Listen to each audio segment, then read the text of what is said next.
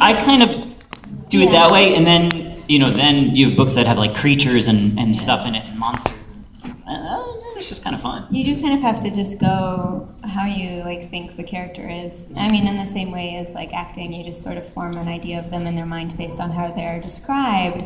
I have found that sometimes you kind of have to plan for yourself as well in terms of doing male voices. For me, obviously is different and difficult because I'm a female, but you can't I was trying to put voices very low, but that's really hard on your vocal cords. Yeah. And so if you're reading a book for hours and hours, you don't want to be doing that. So I figured out it was better to just make them kind of raspy, hey, there's different ways to sort of get the same feel of a character, or just not even the voice so much as the cadence. Cadence is rhythm. Or rhythm, and sometimes accents, if they're already there or whatever. But there's just a lot more tools than you really think about, I think. We're going to come to this side. Young lady in the yellow first. Yes. Oh, okay. So have you found, those of you that do acting alongside of this, that it really correlates to your voice work? Oh, yeah. Oh, absolutely. I mean, it's like you were saying, research is really big. When you get a script, you read it, you research it, and you're like, oh, this character is, born in Berlin, and then they move to the Midwest, and then, you start to create. Are you playing Hedwig? But I know. It's Hedwig the audiobook. The weirdest audiobook ever. But I mean, there's a classic story that I've heard in the audiobook narration where, some dude is doing this audiobook and it's a 350-page novel, and then he gets to the last sentence and the main character is and then, the main character said in his Russian accent, goodbye, and then realized he had to go all the way back to the beginning and record 350 pages using a Russian accent that he did not do. So research is key, kids.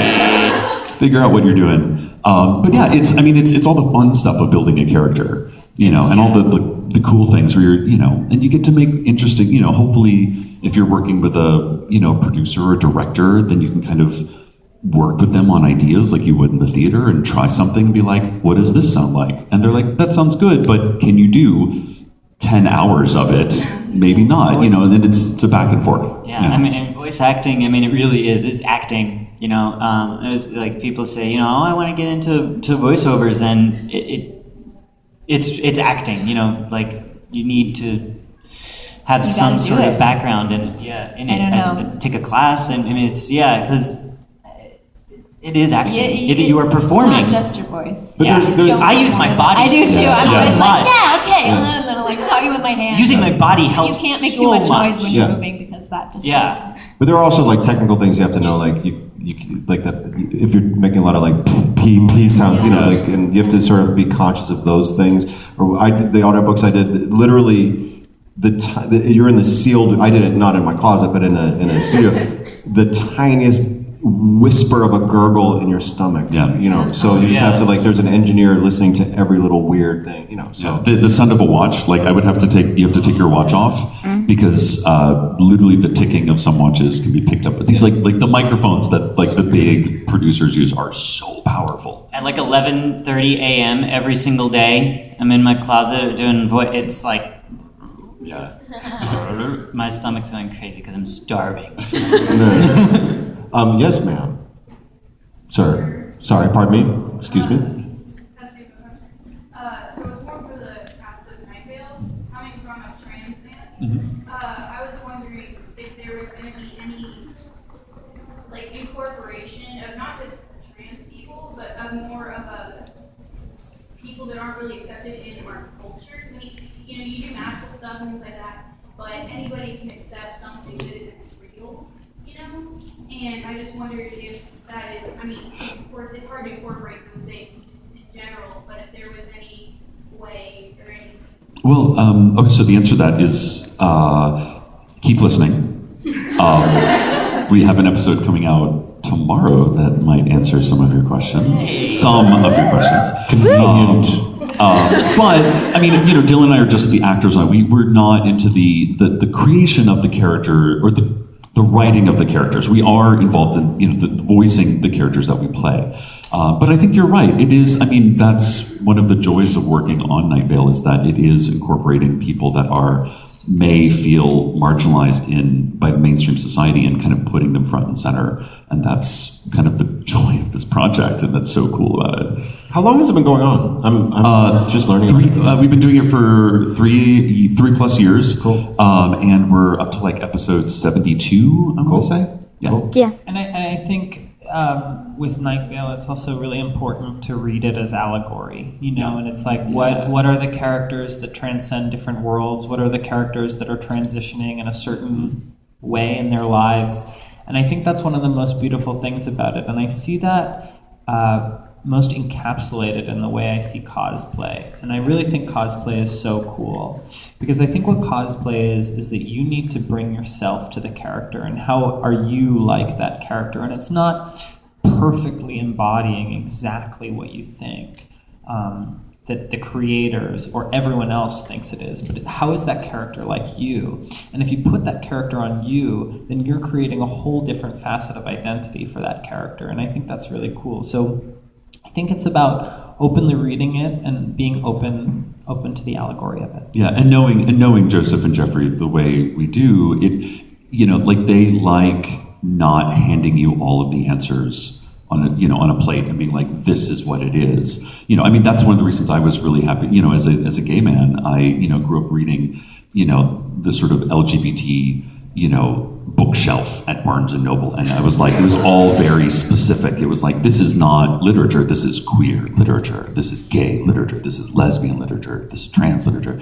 And I think we're in this era now where we can kind of step outside of that. And we can use allegory to be like, this is representative of issues that, LGBT or,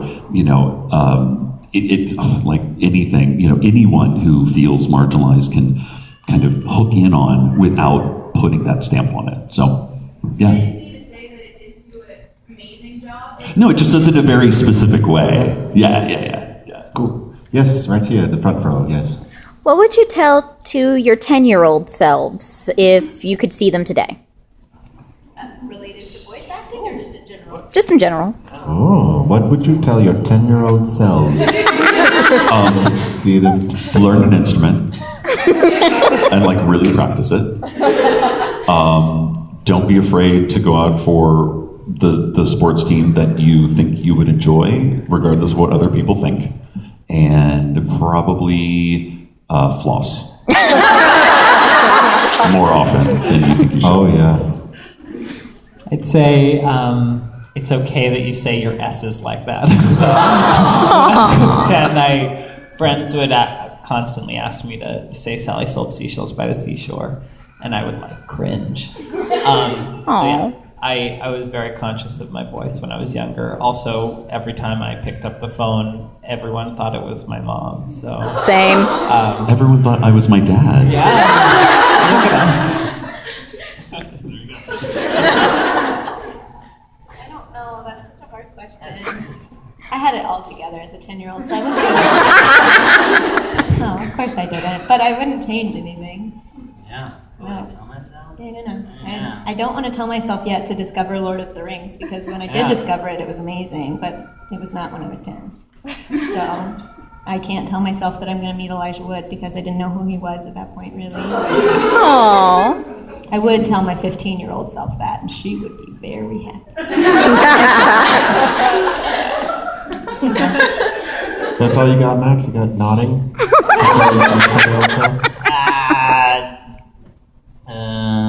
10-year-old. So, I guess, You can pick a different age if you want. 10 is hard. As a kid, I don't know. Don't wear that shirt on the first day of school. Oh, I would tell my like I think back to like, I was like, what was I doing? Really hypercolor? Really? That was a good idea? That was a horrible idea. I needed bangs. My forehead's very big. It took me a long time to figure that out. I guess, I don't know. I don't know. What would I tell my 10-year-old? I just tell my 10-year-old self, you be you, because like... You be you. Yeah. Little Max. Yeah. That's pretty much it. And that's like what I've always done, so... I do want to take this opportunity to say something sort of off topic, but before we finish, I think if any of you are interested in any sort of voice acting or performing with your voice, you should go after that, because I never really thought about it until recently, because I'm not a voice person. I know people who do incredible strong bad voices, and that's not me. You know what I mean? I don't have a very versatile voice in terms of creating all these different characters, and I thought that's what you had to do, but that's really not it. That's true. Just your own voice is oftentimes what actors end up using. And I wish I had sort of realized that earlier and sort of pursued it, because it's a lot of fun, but it's also a pretty decent way to make a living. And I think, just don't be inhibited by any sort of fear that you don't have the right tools for the project at hand, because you probably do. Yeah, it's true. Your own voice might be just good enough for that. Yeah, it's exactly. not too late for you though. Thank you. Yeah, I'm going to pursue it now. Okay. Toward the back there. Sort of on what you were just saying, how does one go after it? How do you meet the people you need to know to get into the industry? How do you start? Yeah. I don't know. It's hard. It's really difficult. Voice acting is such a niche It thing, is. and But you can create your own thing. I built my voiceover career pretty much on my own and started online. So I do think. Sorry. Yeah. What? There's a site, isn't Yeah. there, where you can Now- upload your demo? Yeah, there are voice casting sites online, voices.com, Voice123. Yeah, that's a big one. And they, real jobs get posted on there. You audition for them. And literally, I do that every single morning. I get up, I audition for 20 things. I might not get any of them. But those online casting sites are a pretty great way to start and get in. And I know that through many of those sites and the jobs that I've booked through those sites, I've had repeat business from different clients from who knows what and from who knows where. I've worked with people from as close as LA to as far as seriously, Malta. That would be the most interesting country I've ever had a voiceover job for. But yeah, so I would say, look up those websites, because they're a great way to start, and there's lots of resources on those sites. Yeah. Yes. So to go back, Max talked about the micromanaged voices, where it's you did enjoy this character, or you did not enjoy this character. Over the course of a general script, how much of that is in the writers? I'm a huge Disney fan, so I've seen a lot of behind the scenes where they'll say, can you put a different spin on that? So instead of that was you, it's that was you. How much of that is up to you as actors, and how much of that is in the script? In the script, in the script you'll get it's like any script basically, and whether it's voice or on camera, stage. Sometimes you get a little stage direction, but other times it's your interpretation, and then you work with a director from there. And especially with voice acting, there is time to give lots of variations on things. So yeah, you can do it a number of ways, and maybe they'll just pick their favorite. And I find that the more you work with someone, then the more they allow you to bring your own stuff to the table. And once they see that you can do that, that's great for everybody. Yeah. Yeah, I just did voiceover for a short film for a friend, and I did one read through of the script, kind of as I thought it would be, and he was like, "Oh, can you go back and do this thing?" And I was like, "You know what? I'm just going to take every line, and I'm going to give you one take, 2 takes, and 3. Here's one version of it, here's another version of it, here's a crazy version that you probably, but for every single line." And I was, and that's the joy of living in the digital age, is that it's all just. It's nothing. It's we're not actually talking tape. It's not something that you have to hold and that someone will, it costs money to put it all together. It really is just dots and numbers and computer magic. But you have the option to do that. And then he emailed me. He was like, okay, one, that was weird. And it was like a little mini play unto itself. But he was like, that was great, because now I can go through and just be like, oh, I like that. I like A and then C and then A there and then B there, and he could really, as the director and creator of this film, could just go to town, Yes. Yes. You guys were talking about being really active when you were recording, and I'm like watching Cecil, you're always talking with your hands. Have you guys ever knocked anything over in the studio? Oh no! Oh yeah. Always. Like typically I've got, like, my setup is like, so my microphone is like over here and my computer is here. It's all very compact. So, and my water's here and my phone is just usually like right there, and I'm like this, and it's like, I've knocked everything over. I really have. So my phone goes flying often, and I'll sometimes, hit the mic. So yeah, be like, and have to, yeah.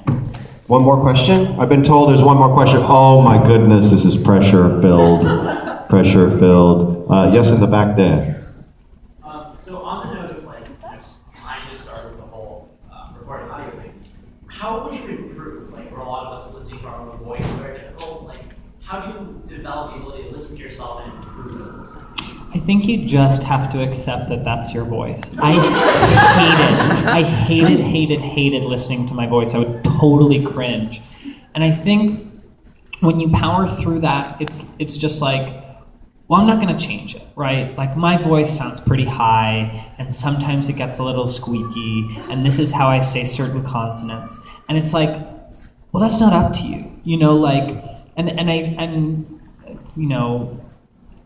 there's a lot going on now with I think people speaking up about how we cast things, but saying that there's one voice and saying that there's one type of voice that can get a story across is just bullshit. It's just not true. This is how I speak. How I think the things to finesse are all about performance. You're not going to change your voice, but I do think that you can say you can just explore with yourself. Nothing's stopping you from recording on your smartphone, you telling a story, you playing a character. You can get better at playing a character. You can get better at engaging people with a story with your voice. But in terms of your voice, I see so many people, one, try and change it, and then two, just give up because they feel that they don't have the right voice. And that's just keep going, and then keep finessing the things that actually matter. Yeah, because we're all blessed with a unique voice, and it makes us really special. And I think, embrace your voice and love it. And the great thing is we could just listen back to it instantly, and just pick up let's go online, or just read a story that you love and record yourself, and just hear how it sounds and see what you do with it, or get a script that you love from a cartoon or something, and just go crazy with it. Because I always find if you can go big and have fun, if a director is like, oh, it's too much, we need to pull you back. But if you just want to, I would say read something you love and just go crazy with it and hear what you actually sound like doing it, because it's pretty neat. I didn't know I could do as many things with my voice, until I really just started doing it. It's pretty cool. And listen to audiobooks and, watch things, or just NPR. I love listening to, just hear all the different voices and how people use them, and pay attention and learn just by listening. Mm-hmm. Yeah. I've been told that was our last question. Is that correct? We have more time. 5 minutes. 5 minutes. All right. Okay. Oh my God. Wow. Cast. You have a cast on your hand. How would it's not cosplay, right? The cast. No, is it's a real cast. Stage punch gone wrong. Okay. How would you suggest conditioning your voice and improving to be better suited for voice acting? I can say water. So the thing about hydration is that if you're thirsty, this is also for if you're a singer, but if you're thirsty, it's already way too late. Because it's when you drink water, the water's not going on your vocal cords. Because if did, you'd be drowning. So you have to be hydrated from within, and the vocal cords are these very fine membranes that need to be hydrated to work properly. So always make sure you're very well hydrated, especially if you're going to be recording in the morning. Then make sure you have a lot of liquids when you first get up, because you're a little dehydrated when you wake up usually. So and there's also like caffeine. Like caffeine is not great for voiceover recording. Like coffee, milk. Well, coffee more than tea, because coffee is a what's the word I'm thinking of? Yeah, it's something. Acidic? It's acidity, but it's also the other thing. Ascorbic? No, diuretic. It's a diuretic. Thank you. Gotcha. So I do drink coffee every day, though. I know. Me too. But the first thing I do in the morning, actually, is wake up and get out of bed. Weird. But then let me check my phone. But then I go drink water. It's like the first thing I do. I literally, this is maybe TMI, but I literally have to pee all day because I drink so much water. It's like you're doing it right when you're thinking. And also, this is a weird trick that I just learned. Actually, so when you're recording, and you kind of get that like that sound, which drives audio engineers crazy. Green That's apple. usually when you're dehydrated. But green apples are actually really good at clearing that up. Yeah, just Cool. So eat green apples, drink water. Yes. If you're getting like the smacky thing, it's usually your mouth is dehydrated. So your saliva is getting weird. Tacky saliva. Weird tacky saliva. Yes, on the left of the Red Riding Hood cloak. This is more for the audiobook people. Because I'm interested in learning about audiobooks and learning how to get involved in reading audiobooks, have always fascinated me. What is like the hardest part of doing something? Like, do you guys do it all in one take? Do you break it up? Like, what's the hardest part of doing like a 600-page audiobook that's got like 20? You have to Just do type it until it's finished. Yeah, like it's the difference between being a sprinter and a marathon. Yeah, that is true. You know, it's like there are people that are amazing. Like if you're doing a commercial, that commercial is 15 seconds long, if that. And some people are amazing at capturing that emotion or that feeling of biting into a Klondike bar, whatever it is. And then, audiobook, like you're in the studio for hours and hours and hours. So it is like you kind of got to hydrate yourself and pace yourself and, kind of be ready to sit in a chair for 10 hours a day, multiple days in a row. So that's part. It just takes just patience, and it depends on what your setup is. If you're doing it by yourself, if you're working in a booth, if you're, like when I record Night Vale, I record out of my home. I don't have a director. It's just me, and I coming from like the world of theater, I like longer takes. Like I like the continuity that comes from doing a monologue rather than. And then she said.